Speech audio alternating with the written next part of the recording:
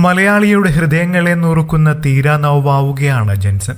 വയനാട് ദുരന്തത്തിൽ കുടുംബാംഗങ്ങളെ നഷ്ടപ്പെട്ട ശ്രുതിക്ക് തണലായവനെ കൂടി മരണം കൊണ്ടുപോയ കാഴ്ച ഹൃദയഭേദകമായിരുന്നു.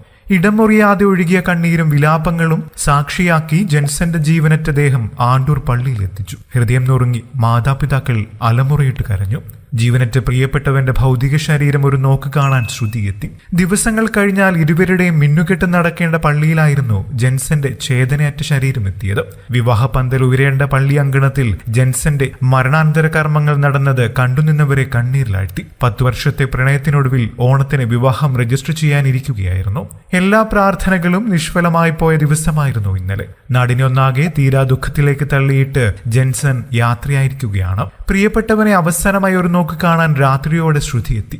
വാക്കും നോക്കും കൊണ്ട് ആശ്വസിപ്പിക്കാനാവാതെ ഒരു നാട് തേങ്ങി. ഉറ്റവരായി ഇനി ആരുമില്ലെന്ന ശ്രുതിയുടെ കണ്ണീരിന് എന്താശ്വാസമാണ് പകരാനാവുക? 10 വർഷത്തെ പ്രണയത്തിനൊടുവിൽ ഓണത്തിനു ശേഷം വിവാഹം നടക്കാനിരിക്കെയാണ് നെഞ്ചു തകർത്ത് ജെൻസന്റെ മടക്കം. ഇനിയൊരു ദുരന്തത്തിനും ശ്രുതിയെ വിട്ടുകൊടുക്കില്ലെന്ന ഉറ്റവരെ ഉരുളെടുത്ത് പോയ ദുരന്തഭൂമിയിൽ വെച്ച് ജെൻസൺ ശ്രുതിക്ക് വാക്കുകൊടുത്തതാണ്. പക്ഷേ വിധി വീണ്ടും വില്ലൻ വേഷത്തിലെത്തി. മഹാദുരന്തത്തിൽ അച്ഛനും അമ്മയും സഹോദരിയും അടക്കം 9 പേരെയാണ് ശ്രുതിക്ക് നഷ്ടമായത്. സെപ്റ്റംബറിൽ ഇരുവരുടെയും വിവാഹം നടത്താനായിരുന്നു ആദ്യം തീരുമാനം. പക്ഷേ ഉരുൾപൊട്ടലും പിന്നാലെ ഉണ്ടായ വാഹനാപകടവും ഇരുവരെയും വേർപിരിച്ചു.